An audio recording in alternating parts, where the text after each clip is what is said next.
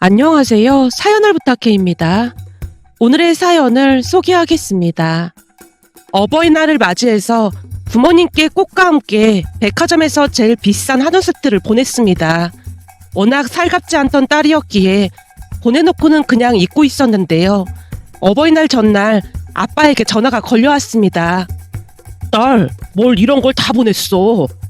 맞다, 잊고 있었네. 선물 도착한 거야? 아주 잘 받았다. 엄마는 지금 눈물 콧물 다 빼고 난리도 아니다. 울어? 왜 울어? 내가 뭘 잘못 보낸 거야? 그게 아니라 네가 편지에다가 엄마라고 써준 거 보고 하루 종일 울고 있어. 아, 그게 뭘 울 일이라고 울고 그래. 아빠, 나 바빠서 이만 전화 끊을게. 그래, 우리 딸 정말 고맙다. 쑥스러운 마음이 들어 제가 급히 전화를 끊었는데요. 엄마가 그토록 많은 눈물을 흘렸다는 말에 처음으로 뭉클한 무엇인가가 느껴져서 콧등이 시큰해졌습니다. 사실 부모님은 제가 고등학교에 입학하던 무렵 이혼을 했습니다. 그때 이후 생모는 단 한 번도 저를 찾아오지 않았고 저 또한 생모에 대해 어떠한 정도 없었기에 그립거나 하지도 않았습니다. 그러다 보니 저는 마음이 얼음장처럼 차갑고 아무런 감정도 없는 그런 사람이라고 손가락질을 받기 일쑤였습니다. 아마도 그런 성격은 생모를 닮은 모양으로 생모 또한 감정이 전혀 없는 사람처럼 항상 냉정하기만 했으니까요. 지금 다시 생각해봐도 그런 생모와 아빠가 어떻게 결혼까지 하게 된 것인지 이해가 되지 않는 부분입니다. 고등학교 3학년이 되던 무렵 아빠는 지금의 엄마와 재혼을 했습니다.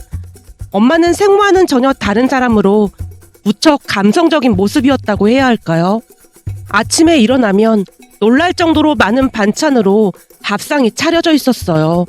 생모는 늘 빵이랑 우유 또는 시리얼을 식탁에 놓아두곤 했기에 차려진 밥상을 보고 많이 놀랄 수밖에 없었습니다.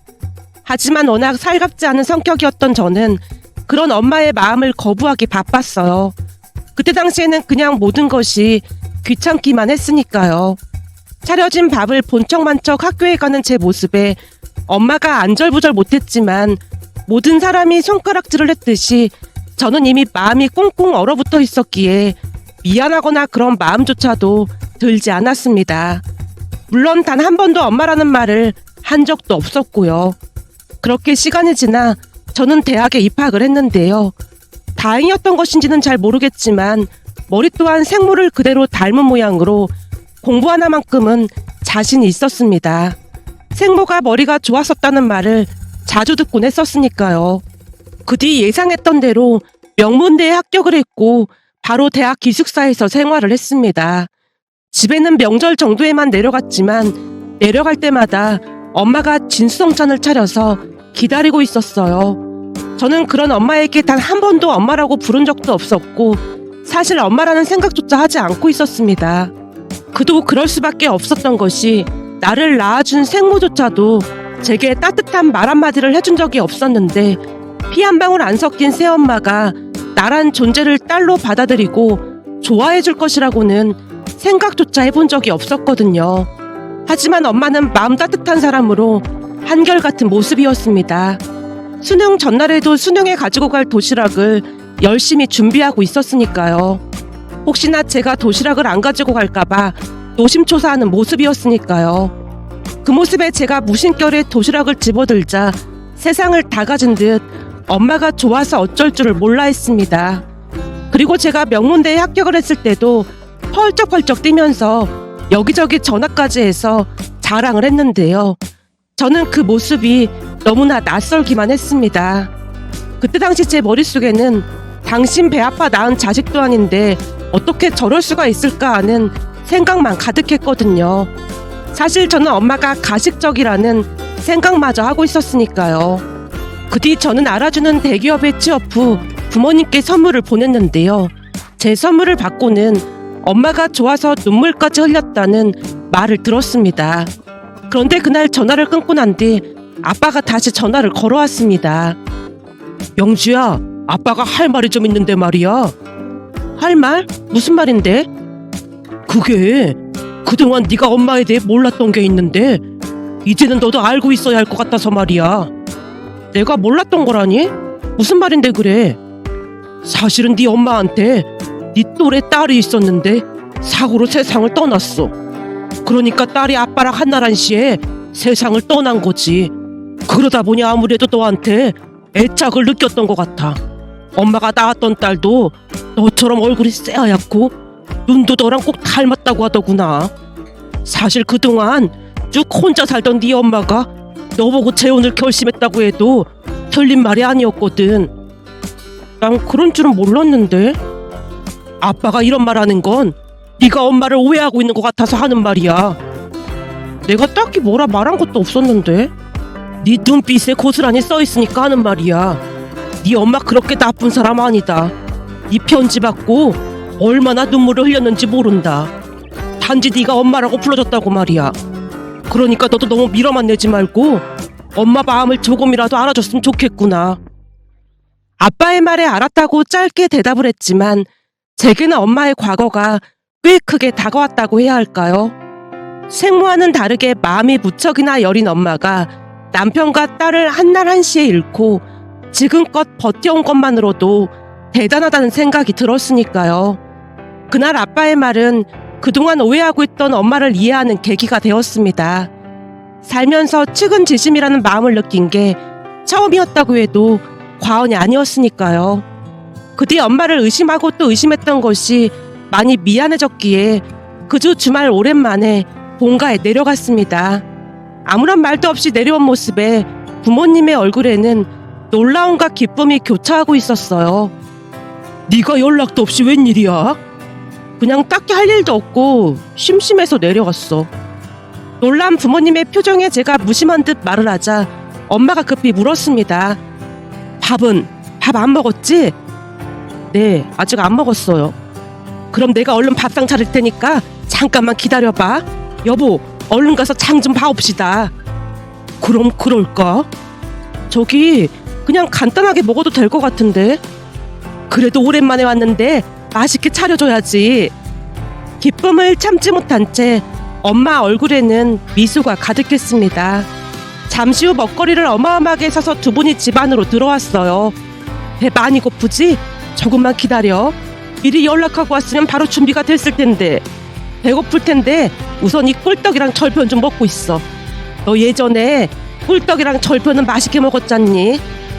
엄마가 거실 탁자에 떡을 내려놓고는 분주하게 음식을 만들었습니다.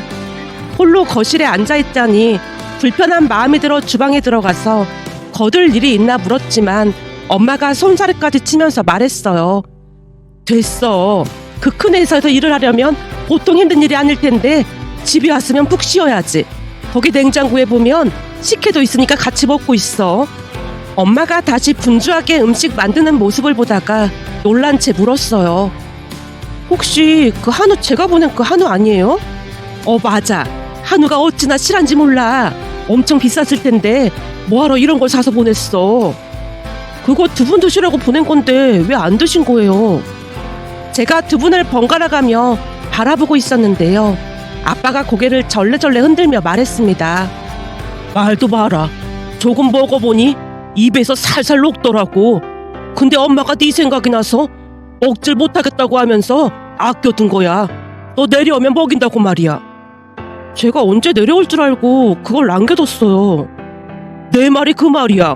근데 네가 눈에 밟혀서 목에 넘어가질 않는다고 하잖니? 아빠와 제가 대화를 하는 중에도 엄마는 한우를 굽느라 바빠 보였는데요. 얼굴에 행복한 미소가 만개해 있었습니다. 순간 먼저 보냈다는 엄마의 친딸이 떠올랐는데요. 어쩌면 엄마는 친딸에게 못해줬던 것을 제게 해주고 싶었던 게 아닌가 싶었습니다. 그날 정말 오랜만에 가족들이 둘러앉아 맛있게 식사를 했는데요. 식사를 하는 내내 엄마가 제게 반찬을 챙겨주느라 여념이 없어 보였습니다. 이것도 한번 먹어봐. 싱싱한 게 아주 맛있네. 라며 숟가락 위에 반찬을 올려주기 바빴어요. 저는 괜찮으니까 같이 식사하세요. 나는 네가 먹는 모습만 봐도 배가 불러. 그리고 아까 오다가 시장에서 찹쌀 도너츠랑 꽈배기를 너무 많이 먹었더니 아직도 배가 불러. 엄마가 벨시시 웃었는데요. 아빠가 놀리듯 말했습니다. 네 엄마가 그 시장에서 파는 찹쌀 도너츠랑 꽈배기를 그렇게나 좋아하잖니. 그렇게나 먹는데 질리지도 않았는지 시장에 갈 때마다 사다 먹는다. 너도 나중에 집에 올 때 그 도너츠랑 꽈배기나 사가지고 와봐. 그럼 엄마가 엄청 좋아할 테니까. 아니야, 당신은 뭘 그런 걸 시키고 그래. 난 그냥 빈손으로 와도 다 괜찮으니까 가끔 오기만 해주렴. 눈가가 촉촉해진 채 엄마가 말을 꺼냈는데요. 그동안 너무나 무심했다는 생각이 들어 미안한 마음이 가득했습니다. 그날 정말 오랜만에 맘 편히 식사를 했던 것 같습니다. 생모아 살 때도 단 한 번도 맘 편히 식사를 해본 적이 없었고, 대학을 가서도 취업을 해서도 제게 있어 밥은 그저 한 끼 때우는 수준에 불과했으니까요. 그저 제가 찾아가는 것만으로도 그토록 반기는 모습에 곧 다시 찾아올 것을 다짐하고 올라왔습니다.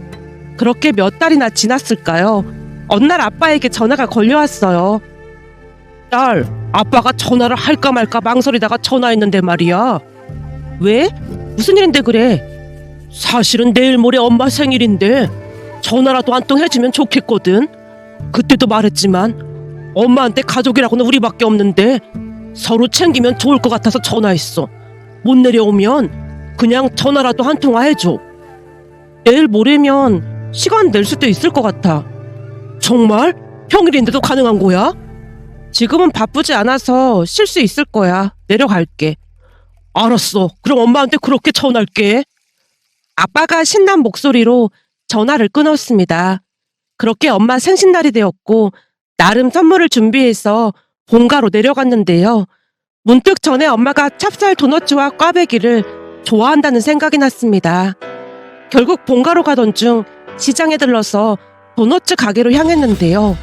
시장에 들어가 본 적이 오래돼서 위치를 몰라 두리번거리고 있었어요. 순간 소란스런 소리에 고개를 돌렸는데 그곳에서 어떤 아줌마가 엄마에게 빈잔을 주고 있었어요.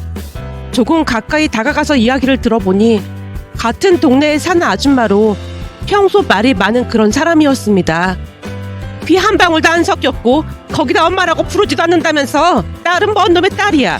남의 자식 걷어봐야 아무 소용도 없는 거야. 남의 집 일에 당신이 왜 왈가왈부하는 거요? 왜? 내 생일이라 우리 딸이 내려온다고 하니까 부러워서 그러나? 내가 부러워하긴 뭘 부러워한다고 그래. 내가 언제 부러워했어? 증거 있어? 내가 이런 말까지 안 하려고 했는데 그쪽 자식들이 한 번을 안 내려오니까 부러워서 그런 거 아닙니까? 우리 자식들이 안 내려오긴 왜 안 내려와?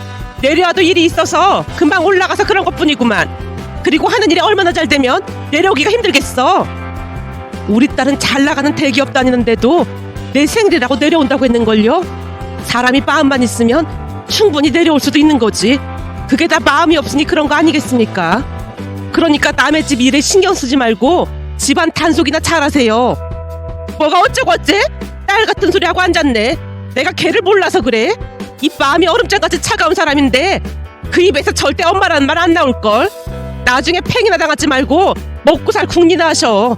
사람이 얼마나 아둔하면 그런 걸 눈치도 못 채고 내려온다는 말 한마디에 헤헤거리고 있어. 참 한심하다 한심해. 새엄마 주제에 어디서 딸을 운운하고 있어. 남의 아줌마가 엄마를 몰아붙이고 있었는데요. 주변에서 다들 한마디씩 하자 엄마가 당황하는 모습이었어요. 그렇긴 하지. 어디 낳아준 친엄마보다 새엄마한테 정이 가겠어. 머리 검은 짐승은 거두는 게 아니라는 말도 있잖아. 사람들이 수근거리는 소리에 엄마의 눈에서 금방이라도 눈물이 떨어질 것만 같았습니다. 그 모습에 저도 그만 이성의 끈을 놓고 말았어요. 순식간에 사람들을 밀치고 엄마 곁으로 가서 소리쳤거든요. 엄마, 대체 여기서 뭐하고 있는 거야? 네가 여기 왜 있는 거니? 엄마가 놀란 표정으로 저를 바라봤습니다. 엄마 좋아하는 찹쌀 도너츠 사러 왔지. 내가 좋아하는 도너츠? 라고 묻고 있던 엄마를 모른 척 한 채 옆에 있던 아줌마를 노려보며 소리쳤어요. 아줌마가 뭔데 우리 엄마한테 새엄마 내보내 그딴 식으로 말하는 거예요? 때로는 피를 나눈 것보다 더 진한 것이 있기 마련인 거거든요. 우리 엄마 말처럼 아줌마 자식들은 피를 나눴는데도 한 번도 안 내려온다면서요. 그런 아줌마가 우리 엄마한테 그런 말할 자격이나 있는 건가요? 엄마, 이런 사람을 뭐하러 상대하고 있어. 얼른 집에 가자. 라며 엄마 손을 잡아 끌었고 엄마가 어리둥절하지만 밝은 표정으로 따라왔습니다. 그날 처음으로 기세 등등한 모습이었다고 해야 할까요?